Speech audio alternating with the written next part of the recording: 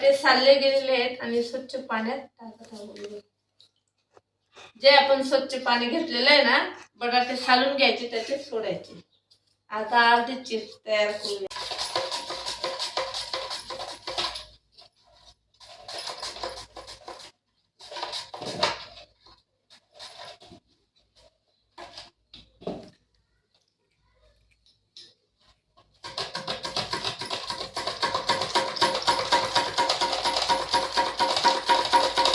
ते चिप्स खूप छान तयार झालेले आहेत.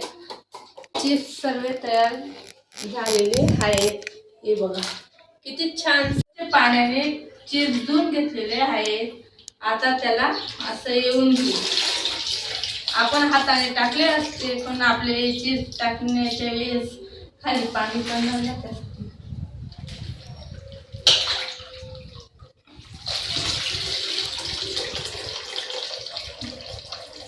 मीठ टाकायचा फायदा काय असतो, ते आपले जे चिप्स असतात ना, त्यास आपले चिप्स शिजून झालेले आहेत. शांत व्हा. घातलेले आहेत. तर आपण आता उन्हात वाळत घातलेले आहेत.